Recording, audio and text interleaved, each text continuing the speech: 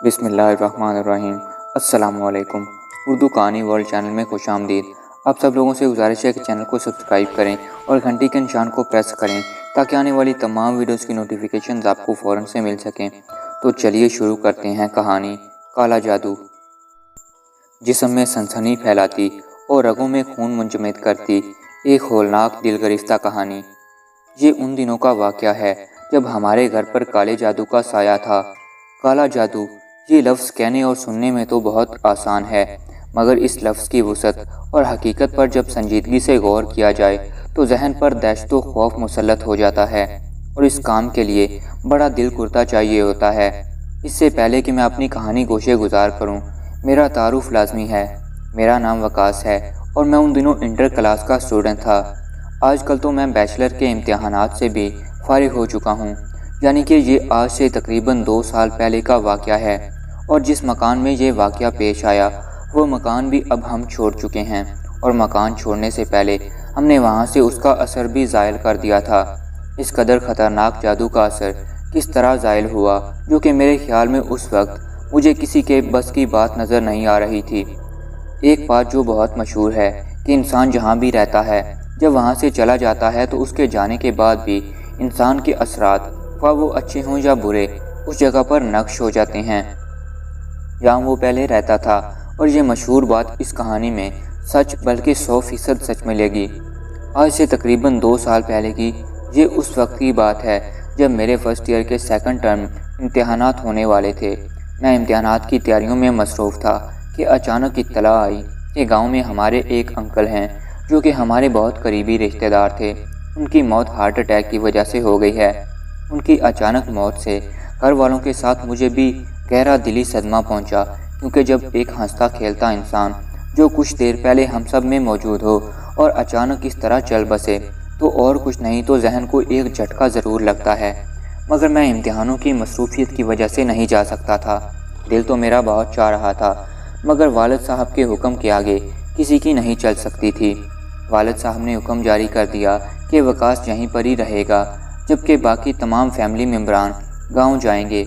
लिहाजा उनके हुक्म के आगे मुझे कभी मजबूरन सर तस्लीम खम करना पड़ा और घर वालों मुझे 3 कमरों वाले मकान में अकेला छोड़कर चले गए। उन दिनों हमारे घर पर वैसे ही परेशानी ने डेरे डाल रखे थे और हमारा सितारा गर्दिश में आया हुआ था। उन दिनों घर में कुछ छोटे मोटे वाक़यात अचानक ही होना शुरू हो गए थे। कभी रात को मुझे हवा में धुआं उड़ता हुआ नज़र आता और अचानक गायब हो जाता। कभी घर में से कोई चीज़ गायब हो जाती। हम पूरा घर छान मारते और वो चीज़ हमें बाद में उसी जगह पड़ी हुई मिलती जहाँ के पहले रखी हुई थी। कभी रात को मुझे कोई मेरा नाम लेकर बुलाता और काफ़ी देर तक बुलाता ही रहता, और जब मैं बेदार होता तो इर्द गिर्द कुछ भी नहीं होता था। परसों रात भी मेरे साथ फिर उसी तरह का वाक़या पेश आया था। हुआ कुछ यूँ कि मैं रात को पानी पीने के लिए उठा तो मैंने देखा कि बैठक के दरवाजे पर मेरा भाई पानी का जग लेकर पानी पी रहा है। खैर, मैंने कूलर से पानी पिया और वापस अपनी बिस्तर की तरफ पलटा, जो कि बरामदे में अमूमन मैं बिछाता था। अभी मैं पलटा ही था कि मेरी नज़र अम्मी अब्बू के कमरे की तरफ उठ गई और ये देखकर मेरे होश उड़ गए कि मेरा भाई तो मज़े से पड़ा खराटे ले रहा है और बैठक के दरवाजे में अभी भी वो मेरे भाई के हमशक्ल दूसरी तरफ पुश्त किए पानी पी रहा है। और दफतन अचानक वो वहाँ से गायब हो गया। और ये तमाम मंजर देखकर मेरे जिस्म से पसीना खारिज होना शुरू हो गया। और वो मेरी ज़िंदगी की वाहिद रात थी जब मैं पूरी रात डर के मारे सो नहीं सका था और सुबह मेरी आंखें सूज कर सुर्ख हो चुकी थीं। ये तमाम वाक़यात बयान करने का मकसद सिर्फ ये बताना है कि उस वक्त ये जादू हमारे घर पर मुसल्लत था।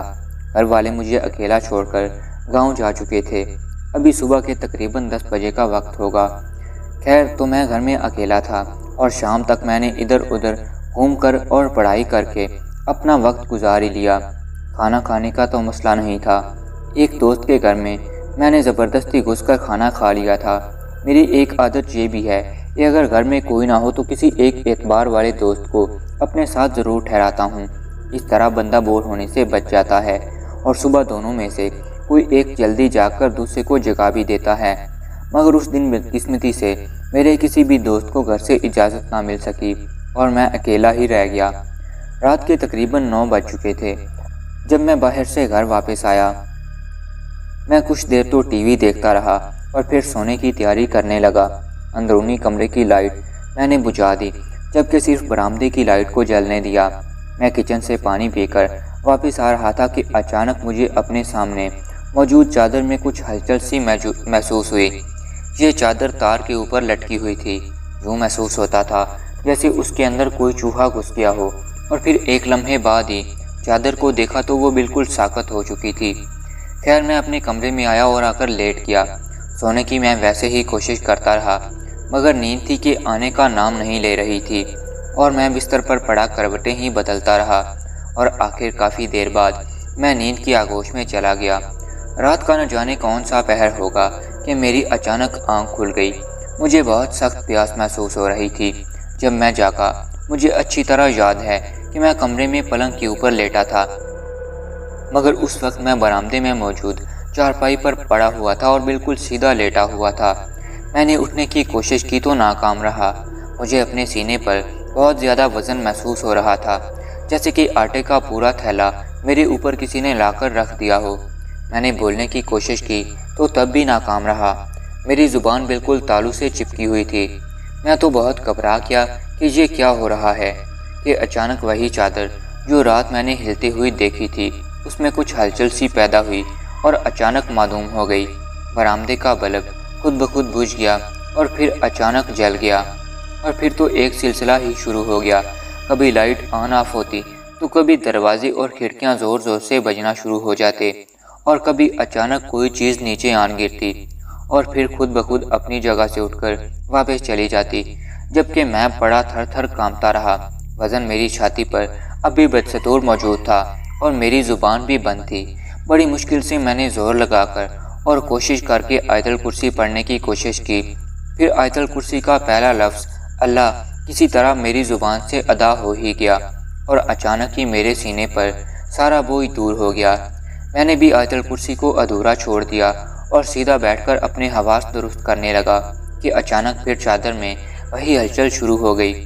میں نے پھر سے جلدی آیت الکرسی کا ورد شروع کر دیا۔ میرا آیت الکرسی کا ورد پھر ادھورا رہ گیا۔ وجہ چھت پر دھم دھم ہونے والا شور تھا۔ چھت پر یوں لگتا تھا جیسے توڑ پھوڑ ہو رہی ہو اور کوئی زور زور سے چھلانگیں لگا رہا ہو۔ مجھے تو یوں محسوس ہو رہا تھا جیسے چھت ابھی نیچے آن گرے گی۔ میں بستر پر سے اٹھ کر کھڑا ہو گیا۔ برآمدے میں ابھی تک بلب کی روشنی پھیلی ہوئی تھی۔ میرے بستر پر سے اٹھنے کے بعد یہ شور بھی ختم ہو گیا۔ میں دل ہی دل میں گھر والوں کو نازیبا الفاظ سے نوازنے لگ گیا کہ بھلا مجھے اکیلا چھوڑ کر جانے کی کیا ضرورت تھی۔ اگر میرے 1-2 پیپر رہ بھی جاتے تو کیا فرق پڑتا، کون سا یہ کوئی سالانہ امتحانات تھے۔ اب اکیلے میں اور ان حالات میں جتنا میں خوفزدہ تھا شاید ہی کوئی میری اس حالت کا اندازہ لگا سکے۔ چھت پر موجود شور بند ہوا تو میں نے اطمینان کا سانس لیا اور پھر آیت الکرسی کا ورد شروع کر دیا، اور آخرکار آیت الکرسی پڑھ کر اپنے اوپر اور چاروں طرف پھونک مار دی تو پھر مجھے اپنے پیچھے سے جہاں پر چادر لٹک رہی تھی بری طرح لرزنے کی آواز آئی، جیسے کہ کسی کو سخت تکلیف محسوس ہوئی ہو، اور پھر آواز آئی، یہ ہمارے بس کا نہیں لگتا، گرو جی کو بلاتے ہیں۔ اس کی آواز کے بعد ماحول پرسکون ہو گیا۔ میں ابھی تک کھڑا تھا۔ اس طرف سے کچھ اطمینان ہونے کے بعد میں کچن میں گیا اور 2-3 گلاس لبالب پانی سے بھرے پی گیا۔ پانی پینے کے بعد میرے حواس کچھ بحال ہوئے۔ کچن سے واپس آ کر میں برآمدے میں موجود بستر پر لیٹ گیا۔ ابھی میں کچھ دیر ہی لیٹا تھا کہ مجھے حاجت محسوس ہوئی جو زیادہ پانی پینے کا نتیجہ تھی۔ نہ چاہتے ہوئے بھی مجھے اٹھنا پڑا کیونکہ یہ کام اب میرے بس سے باہر ہو گیا تھا۔ میں ٹوائلٹ کیا اور واپسی پر میرے اس عمل کا نتیجہ یہ نکلا کہ آیت الکرسی کا اثر ختم ہو گیا جو اس وقت مجھے محسوس نہ ہو سکا۔ میں بستر پر آیا اور آ کر لیٹ گیا۔ میرے لیٹنے کے بعد کچھ ہلچل نہ ہوئی اور میں کچھ دیر جاگتے رہنے کے بعد سو گیا۔ اس وقت رات کا تقریباً 1 بجے کا وقت ہوگا۔ ابھی مجھے سوئے تقریباً 1 گھنٹہ ہی گزرا ہوگا کہ اچانک میری آنکھ کھل گئی۔ میرے سامنے ایک آدمی کھڑا تھا جس نے صرف ایک لنگوٹ پہن رکھا تھا اور اس کی آنکھیں اندھیرے میں موجود بلیوں کی طرح چمک رہی تھیں۔ اس کا سر گنجا تھا۔ سر کے درمیان میں صرف ایک لمبی سی چٹیا تھی جو اس کے کندھوں سے بھی نیچے تک لٹک رہی تھی، اور بائیں ہاتھ میں اس نے ایک کلاڑا اٹھا رکھا تھا۔ میں نے اپنے اوپر غور کیا تو پتہ چلا کہ اس بار میں اپنی چھت پر موجود چارپائی پر لیٹا ہوا تھا، جو چھت پر بیک سائیڈ والی دیوار سے تقریباً چند فٹ دور بچھی ہوئی تھی۔ سر تو میرا ویسے ہی چکرا گیا تھا اور ڈر تو میں شروع سے ہی رہا تھا۔ کچھ دیر میں اپنے حواس بحال کرتا رہا۔ وہ آدمی میری طرف وحشی نظروں سے دیکھ رہا تھا، جبکہ اس کے سر کے اوپر ہوا میں 3 ٹینس بال جتنی زردی مائل روشنیاں معلق تھیں۔ اس نے ان تینوں روشنیوں کو کچھ اشارہ کیا تو ان تینوں روشنیوں میں حرکت پیدا ہو گئی اور وہ روشنیاں ہوا میں تیرتی ہوئی میرے قریب آنا شروع ہو گئیں اور میرے پاس سے گزرتی ہوئی غائب ہو گئیں۔ اتنی دیر تک میں اپنے حواس پر مکمل طور پر قابو پا چکا تھا۔ میں نے اس آدمی کی طرف دیکھا جو ابھی بھی کھڑا ہوا تھا۔ کلاڑا ہوا میں لہرا رہا تھا۔ میں جی کڑا کر کے اور پورا زور لگا کر بولا، لیکن جو آواز میرے منہ سے نکلی وہ میری توقع کے برعکس کمزور اور گھٹی ہوئی تھی۔ تم کون ہو اور اس طرح کیوں مجھے تنگ کر رہے ہو؟ جس کے جواب میں وہ آدمی بلند آواز سے کہکے لگانے لگا۔ اتنے بلند اور زوردار کہکے تھے اس کے کہ پورا محلہ گونج اٹھا، مگر حیرت اس بات پر تھی کہ لوگ چھتوں پر پرسکون سے بدستور سو رہے تھے اور کسی کی نیند میں بھی ذرا سا خلل بھی نہ پڑا، ورنہ اس کی آوازوں کو سننے کے بعد تو قبر سے مردوں نے بھی باہر آ جانا تھا۔ اسی طرح کہکے لگاتے لگاتے وہ یکدم سنجیدہ ہو گیا اور گونجدار آواز میں بولا، بالک، آج میرا ارادہ تیرا خون پینے کا تھا، مگر جانے کیسے تو بچ گیا، اور جو تو نے گلے میں پہنا ہے مجھے دے دے، میں تجھے کچھ بھی نہیں کہوں گا، ورنہ دوسری صورت میں تیرا نقصان زیادہ ہے، چل جلدی کر۔ یہ سن کر مجھے اپنے گلے میں موجود تعویذوں کا خیال آیا جو کہ میں نے پہن رکھے تھے۔ یہ تعویذ جو وقتاً فوقتاً پڑھائی میں دل لگانے، رات کو سوتے میں ڈرنے، بیماریوں سے نجات اور بہت سی دوسری چیزوں سے متعلق تھے، اور ان تعویذوں سے اب مجھے بھی کچھ ڈارس محسوس ہوئی کہ ان کے ہوتے ہوئے اب یہ میرا کچھ بھی نہیں بگاڑ سکے گا۔ میں نے بھی کچھ شغل لگانے کی غرض سے ایک تعویذ کو گلے سے اتارا اور یوں ظاہر کیا جیسے یہ میں اسے اتار کر دینے لگا ہوں، اور گلے سے اتار کر میں نے ہاتھ میں لے لیا۔ مجھے اس طرح تعویذ اتارتے دیکھ کر وہ بہت خوش نظر آیا، مگر جب میں نے تعویذ اپنے ہی ہاتھ میں پکڑے رکھا تو وہ بولا، دے جلدی دے، مجھے دے دے۔ میں خاموش رہا تو میری خاموشی اس پر آگ کی جلتی ہوئی چنگاری ثابت ہوئی، اور وہ غصے سے بھڑک اٹھا اور بولا، تو لگتا ہے اس طرح تو نہیں مانے گا، تو کیا سمجھتا ہے کہ یہ تجھے بچا لے گا؟ اگر یہ بات ہے تو یہ لے۔ اس آدمی نے منہ ہی منہ میں کچھ پڑا اور میری طرف اپنے ہاتھ کو جھٹکا دیا۔ مسلسل چنگاریاں اس کے ہاتھ سے نکل کر میری طرف بڑھنے لگیں۔ یہ دیکھ کر میں حواس باختہ ہو گیا۔ اب میرے پاس کوئی راستہ بچاؤ کا نہیں تھا سوائے اللہ کو یاد کرنے اور پھر اپنے ہاتھ میں پکڑے تعویذ کے، جس میں یقیناً اللہ کے نام یا پھر قرآنی آیات ہوں گی۔ بے شمار چنگاریاں میرے قریب پہنچنے سے پہلے ہی غائب ہو گئیں۔ یہ دیکھ کر اس کی حیرت بڑھ گئی تھی اور غصے سے اس کا برا حال تھا، اور میں سمجھ چکا تھا کہ بس میری زندگی کی یہ آخری رات ہے۔ جو میری حالت اس وقت تھی وہ تو بیان سے باہر تھی۔ کاٹو تو جسم میں خون نہیں، حلق خشک اور رگوں میں خون منجمد ہو چکا تھا۔ یقیناً کوئی غیبی طاقت تھی جو کوئی میری مدد کر رہی تھی، ورنہ اس حالت میں ضرور اب تک مجھے ہارٹ اٹیک ہو چکا ہوتا۔ میں اپنی جگہ پتھر کا بت بنا کھڑا تھا۔ جسم کا ہر حصہ بالکل ساکت تھا اور صرف میری دونوں آنکھیں جو کہ اس خوفناک آدمی پر جمی ہوئی ٹکر ٹکر دیکھ رہی تھیں۔ اس نے جلدی سے پھر میری طرف ایک زبردست پھونک ماری تو میرا جسم جیسے سن ہو گیا۔ اب مجھے محسوس ہی نہیں ہو رہا تھا کہ میرا کوئی جسم بھی ہے۔ مجھے اس طرح بے بس دیکھ کر اس نے ایک مکروہ اور شیطانی قہقہ بلند کیا اور پھر چلتا ہوا میرے قریب آ ہی رہا تھا کہ اس کے قریب ہی اچانک ایک دھماکے کی آواز آئی اور وہ غائب ہو گیا۔ جیسے کہ سوڈا بوتل کھلنے کا پٹاخہ بجتا ہے ویسا ہی پٹاخہ بجا اور وہ غائب ہو گیا، اور فضا میں آواز بلند ہوئی، اللہ اکبر، اللہ اکبر، یعنی کہ اذان شروع ہو چکی تھی، اور اس کے ساتھ ہی میری حالت بھی ٹھیک ہو گئی۔ میں اس وقت پسینے میں شرابور اور بدحواس ہو چکا تھا، میرا سانس بھی پھولا ہوا تھا۔ چھت پر موجود چارپائی پر میں گر گیا اور اپنے سانس اور حواس بحال کرنے لگا۔ خوف و دہشت سے اس وقت میرا برا حال تھا، جبکہ فضا اس وقت مختلف مساجد میں ہونے والی اذانوں کی صدا سے گونج رہی تھی۔ میں کافی دیر تک چھت پر موجود چارپائی پر لیٹا رہا اور اپنے حواس بحال کرتا رہا، اتنی دیر تک کہ اذانوں کی آواز بھی ختم ہو گئی اور مساجد میں नमाज भी शुरू हो गई। मैं काफ़ी देर तक यूं ही लेटा रहा, हत्ता कि बिल्कुल हल्की हल्की सुबह का उजाला फैलना शुरू हो गया।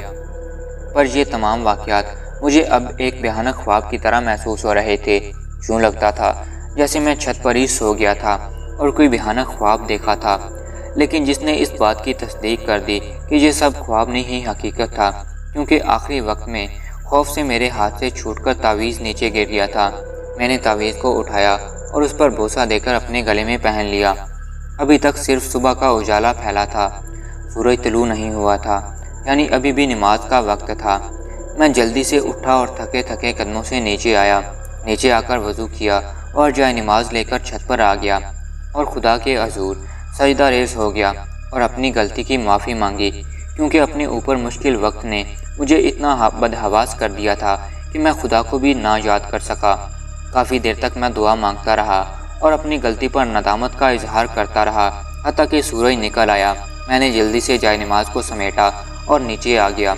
रात को जागने से मेरी आंखें सूजी हुई थीं, लेकिन अब मेरा सोने को बिल्कुल भी दिल नहीं चाह रहा था। नीचे बरामदे में मौजूद उस तार पर लटकती रंगदार चादर को देखकर मुझे फिर से झरझरी सी आ गई, जिसमें रात को इर्ताश पैदा हुआ था। मैं जाए नमाज रखकर बरामदे में वापस आया तो उस चादर के ऊपर मुझे 3 तीतर नजर आए, जो मेरे वहां आते ही गायब हो गए और तार फिर से हिलने लगी।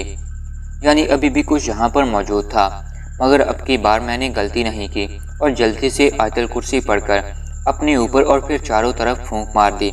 उसके बाद फिर कुछ नहीं हुआ। उस वक्त सुबह के तकरीबन 5:30 बज रहे थे। मैं अंदर कमरे में आकर लेट गया, मगर सोया नहीं, क्योंकि अब मैं नाश्ता करके फिर सोने का प्रोग्राम बना रहा था और तंदूर खुलने का इंतज़ार करने की गरज से आकर लेटा था, क्योंकि तंदूर सुबह 6 बजे खुलता था। आखिरकार 6 भी बज ही गए और मैं तकरीबन 6:15 बजे तक रोटियां लेने के लिए तंदूर की तरफ चल पड़ा। बाहर गली उस वक्त सुनसान पड़ी थी। सिर्फ हमारे घर के सामने वाले मौलवी साहब, जिन्होंने घर के नीचे दुकान खोल रखी थी, वो दुकान का शटर ऊपर उठा रहे थे। गुजरते हुए मैंने उन्हें सलाम किया और आगे तंदूर की तरफ बढ़ गया। तंदूर गली के इख्तिताम पर एक साइड पर था।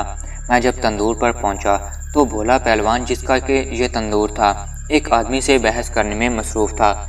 मैं जब वहां पहुंचा तो भोला पहलवान उस आदमी को बुरा भला कह रहा था और गाली गलौज में लगा हुआ था। उस आदमी को मैंने गौर से देखा तो वो आदमी मुझे काफ़ी मुअम्मर नज़र आया, जिसकी उम्र तकरीबन 60-70 से तजावुज़ कर चुकी होगी, और उसने हाथ में छड़ी उठा रखी थी और आंखों पर ऐनक लगाई हुई थी। मेरी बोले उस्ताद से अच्छी वाकफियत थी। मैं बोला, उस्ताद जी, सुबह सवेरे कोई अल्लाह रसूल का नाम होता है, आपने ये क्या शुरू कर रखा है?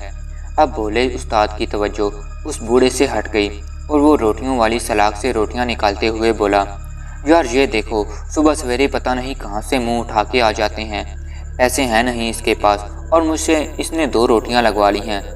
मैंने उस बूढ़े शख्स की तरफ देखा जो मिस्कीन सूरत बनाए खामोश खड़ा था, और उसकी आंखों में देखने पर मुझे नज़र आया कि उसकी आंखें भी तर हो चुकी हैं। मुझे उस लम्हे उस बुज़ुर्ग पर बहुत रहम और तरस आया और मैं बोला, तो आखिर हर्ज क्या है? रोज़ाना तुम हज़ारों कमाते हो, अगर 4 रुपए की रोटी दे दोगे तो क्या फ़र्क पड़ जाएगा? बाबा गरीब तो दुआएं ही देगा तुम्हें। मेरी बात सुनकर भोला उस्ताद मज़ीद गुस्से में आ गया और बोला, यार वकास, अगर मैं आज इसे इस तरह रोटियां दे दूं तो ये कल फिर से आ जाएगा, और रोज़ रोज़ का हमने कोई ठेका तो नहीं उठा रखा ना। फिर मैं बोला, छोड़ यार, मुझे तुमसे ये उम्मीद हरगिज़ नहीं थी। अच्छा, तुम मेरे लिए 2 पराठे लगा दो और बाबा जी की रोटियों के पैसे मैं तुम्हें दे देता हूँ। मैंने जेब से पैसे निकालकर भोले उस्ताद के हवाले कर दिए। फिर उसने पराठों की तरफ इशारा किया। यहाँ से मैंने 2 पराठे और 2 रोटियाँ उठा लीं।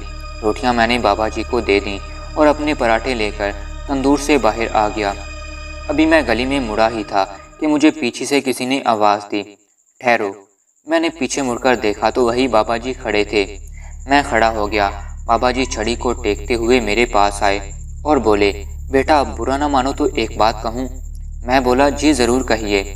वो फिर बोले, बेटा रोटी तो तुमने मुझे दे दी, एक मेहरबानी और कर दो।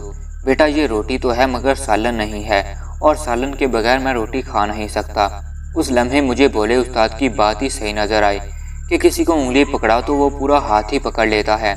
बाबा जी को मैंने रोटी लेकर दी तो अब वो मुझसे सालन भी मांग रहे थे, मगर खैर मैं बोला, चलिए मेरे साथ सालन तो घर में ही मिलेगा। और मैं बाबा जी को साथ लेकर घर की तरफ चल पड़ा। घर के दरवाजे पर पहुंचकर मुझे फिर झरझरी सी आ गई। मेरे जहन में रात वाले वाक़यात आ गए। मैंने सोचा कि अकेला बैठकर नाश्ता करने से बेहतर है कि बाबा जी को भी साथ अंदर ही बुला लूं। मैंने दरवाज़ा खोलकर बाबा जी को अंदर आने का इशारा किया और गुफ्तगू करने की गर्ज से बोला, बाबा जी आप कहाँ रहते हैं? शक्ल से तो आप बिल्कुल भी ऐसे नज़र नहीं आते, कोई मसला वगैरह तो नहीं है ना? फिर बाबा जी हसरत और याद से बोले। उनकी आंखों में आंसू आ गए और वो वहीं सीढ़ियों के नीचे खड़े हो गए और बोले, बस बेटा क्या पूछते हो, मैं फ़लाँ जगह रहता हूँ। रात को मेरे बेटे और बहू दोनों ने मिलकर मुझे घर से निकाल दिया था। मेरी बहू अब यही चाहती है कि ये घर मैं बेच दूँ और सारा पैसा उसके भाई को दे दूँ जो कोई कारोबार शुरू करना चाहता है। मगर तुम नहीं जानते बेटा कि पूरी उम्र मैंने बड़ी मेहनत करके ये घर बनाया था और अब मैं उसे इस तरह लुटा दूँ? नहीं, ये मुझसे बिल्कुल नहीं होता। और उसी वजह से उन्होंने मुझे घर से निकाल दिया। पूरी रात मैं बाहर पड़ा रहा हूँ। बहरहाल बाबा जी की बातें सुनकर मैं बहुत रंजीदा हुआ और फिर बोला, आप बैठे, मैं अभी सालन गर्म करके लाता हूँ। मगर बाबा जी ने चारपाई पर बैठने की बजाय तार पर मौजूद चादर को देखा और बोले, ये क्या, तुम्हारे घर पर तो जादू मुसल्लत है, वो भी आम नहीं बल्कि काला जादू। मैं हैरान हुआ और बोला, आपको कैसे पता चला हमारे घर पर जादू किया गया है? बाबा जी ने अपनी ऐनक को उंगली से ठीक किया और छड़ी पर जोर देते हुए बोला, इसको छोड़ो, इस कोने में 3 बलाएं खड़ी हैं जो मुझे महसूस हो रही हैं। अब देखो मैं क्या करता हूँ। जबकि मैं सिर्फ हवा में ही देखता रह गया, यहाँ पर कुछ भी नहीं था। बाबा जी ने अपनी छड़ी को ऊपर उठाया और ज़ोर से ज़मीन पर दे मारा और छड़ी को ठोंकते हुए बोले, तुम तीनों को मैं हुक्म देता हूँ कि मेरे सामने आओ। जवाब में कुछ रद्द अमल जाहिर न हुआ। बाबा जी ने फिर अल्फाज दोहराए। अब की बार कुछ हलचल सी हुई और ज़मीन पर 6 अदद कदमों के निशानात मुझे नज़र आए, यानी कि 3 बंदों के जाहिर होने की अलामत थी। बाबा जी ने अनक को दरख्त किया और फिर बोले, अब मैं तुम्हें हुक्म देता हूँ कि उल्टे लटक जाओ। और उसके बाद वो पाँव हवा में मुअल्लक हुए और उनका रुख आसमान की तरफ हो गया, यानी वो उल्टे लटक गए। बाबा जी मेरी तरफ देखते हुए बोले, बेटा अब जाओ और जाकर नाश्ता ले आओ, हम नाश्ता करते हैं। इतनी देर तक ये इसी तरह उल्टे लटके रहेंगे, ज़रा इनकी वर्जिश हो जाए। मैंने जल्दी से बाबा जी के हुक्म पर नाश्ता किया और नाश्ता लेकर वापस आ गया। मैंने प्लेट बाबा जी के आगे रख दी और ख़ुद खड़ा हो गया, क्योंकि ये तो कोई आम इंसान ही नहीं लगते थे। मुझे खड़ा देखकर बाबा जी बोले, बेटे तुम क्यों खड़े हो, आओ ना, तुम्हारा अपना घर है और तुम ही नाश्ता नहीं कर रहे। मैं जल्दी से बाबा जी के साथ बैठ गया और बोला, बाबा जी ये तो बताएं कि ये जादू हम पर कौन करवा सकता है? जवाबन बाबा जी हंसने लग गए और नवाला मुंह में डालते हुए बोले, बेटा तुम्हें याद होगा कि 2 महीने पहले तुम लोगों ने अपनी बैठक को किराए पर दिया था, याद है ना? जवाब में मैंने इस बात में सर हिलाया तो वो फिर बोले, जिन किराएदारों को तुमने बैठक वाला कमरा किराए पर दिया था, दरअसल उन लोगों पर जादू का असर था और उन्हें किसी ने मशवरा दिया था कि अगर तुम किसी नई जगह कुछ अर्सा रहकर एक अमल करते हो तो ये तमाम नौज़तें और हलाकतें बलाएं तुम पर से हटकर वहीं रह जाएंगी। लिहाजा उन्होंने उसके बाद ही से एक किराए के मकान की तलाश शुरू कर दी, क्योंकि उसका असर एक घर से दूसरे घर पर मुंतकिल हो सकता था। और उन्हें किराए के मकान की सूरत में तुम्हारा बैठक वाला कमरा मिल गया और वो कुछ अर्सा यहाँ रहे और चले गए, और इस तरह उनके ऊपर के असरात तुम्हारे घर में रह गए। यहाँ तक कहकर बाबा जी कुछ लम्हे के लिए रुके और फिर बोले, अच्छा मेरा ख्याल है कि अब हमें नाश्ता ख़त्म करना चाहिए, इनके लिए इतनी ही सज़ा काफ़ी है। मैं अभी तक हैरान हो रहा था कि इतनी मालूमात वाकई हैरत की बात है। मैंने अपनी कैफियत को छुपाने की बहुत कोशिश की, मगर जब मुझसे काबू ना पाया गया तो मैं बोला, बाबा जी एक बात पूछूं? मैंने बाबा जी की तरफ देखा जो अब खड़े हो चुके थे और उधर उसी कोने की तरफ मुतवज्जा थे जहाँ वो बलाएं उल्टी लटकी हुई थीं। वो उस तरफ देखते हुए बोले, हाँ बेटा पूछो। मैं बोला, आपको इतनी मालूमात हैं हमारे बारे में, आप तो बहुत ही पहुँचे हुए हैं, ये बताएं आप इतना कुछ कैसे जानते हैं? जवाब में बाबा जी मेरी तरफ देखकर मुस्कुराए और बोले, जवाब अभी मिल जाएगा, फ़िलहाल कांच की एक बोतल का बंदोबस्त कर दो जल्दी से। मैं जल्दी से किचन में गया और फ्रिज खोलकर पानी की एक बोतल निकाली और सारा पानी मैंने बेसन में बहा दिया और बोतल को फ़ौरन बाहर लेकर आ गया। बाबा जी को देते हुए बोला, ये ठीक है? जवाब में बाबा जी ने बोतल पकड़ ली और उसका ढक्कन खोलकर नीचे रख दिया और उसी कोने में देखते हुए बोले, अब मैं तुम्हें हुक्म देता हूँ, काली देवी के पुजारियों, जल्दी से इस बोतल में आ जाओ, जल्दी से, देर मुझे पसंद नहीं। ये कहकर बाबा जी बोतल से चंद कदम पीछे हट गए और मुंह ही मुंह में कुछ बिदबिदाने लगे। अचानक उस कोने से काला और सफ़ेद सा धुआं खारिज होने लगा। ये धुआं बहुत ही गाढ़ा और कसीफ था। फिर आहिस्ता आहिस्ता उस धुएं ने आपस में मिलना शुरू कर दिया और एक लकीर की सूरत में धुआं बोतल के अंदर दाखिल होने लगा और थोड़ी ही देर में ये बोतल में दाखिल होकर ख़त्म हो चुका था। बाबा जी ने आगे बढ़कर इत्मीनान से बोतल को उठा लिया और ढक्कन से बोतल का मुंह बंद कर दिया। फिर मेरी तरफ देखते हुए बोले, बच्चा, तेरे घर से अब जादू टल चुका है। तूने पूछा था कि मुझे इतनी मालूमात कहाँ से आई, तो सुन, जिस गुरु से ये अमल करवाया गया था, रात को वो गुरु तुम्हारे घर आया था, याद है ना? और रात को तुम बेबस हो चुके थे। तुम डर, खौफ और वहशत से लड़ रहे थे और अपने बचाव के लिए कुछ नहीं कर सकते थे। तो उस गुरु को तुम्हारे ऊपर रहम आ गया, क्योंकि उन हालात में तुम्हारा कोई कसूर नहीं था। उसके तो सिर्फ बैर इस घर में थे जिनको वो लेने आया था। तुम वैसे ही जाग गए, मगर उस वक्त तुम्हारा जागना उसको बिल्कुल भी पसंद ना आया और वो तुम्हारा दुश्मन हो गया, मगर उसे खुद ही तुम पर रहम आ गया। और अब तुम ये भी कहोगे कि ये बात मुझे किस तरह मालूम हुई। तो सुनो, जो गुरु किसी पर काला जादू करेगा और उसके बैर जहाँ पर अपनी ड्यूटी अंजाम दे रहे होंगे, तो ये सारी मालूमात उसे नहीं तो और किसे हो सकती हैं। ये कहकर बाबा जी ज़ोर ज़ोर से कह के लगाने लग गए। अचानक उनकी शक्ल तब्दील होने लग गई। अब मेरे सामने गुरु खड़ा था, वही रात वाला आदमी। वो ज़ोर ज़ोर से कह के लगा रहा था और फिर बोला, बेवकूफ़, जो गुरु ये सब करेगा तो क्या वो ये सब जानता नहीं होगा? अब मैं अपनी बैर लेकर जा रहा हूँ और सिर्फ इसलिए कि मुझे तुम पर रहम आया। जा बच्चा, अब तू मौज कर, मैं तो जा रहा हूँ। ये कहकर वो आदमी खामोश हुआ और अचानक गायब हो गया, जबकि मैं साकत बना खड़ा रहा और ये सब कुछ देखता और सुनता रहा। उससे गायब होते ही जैसे मेरा सख्ता टूटा, तो मैंने फ़ौरन अल्लाह ताला का शुक्र अदा किया। उस वक्त भी मैं उन तमाम वाक़यात की वजह से एक तरह से खौफ के ज़ेरे असर था। फिर चंद लम्हे बाद जब मेरे हवास कदरे बहाल हुए तो मैं बर्तन समेट कर थके थके कदमों से किचन की तरफ चल पड़ा।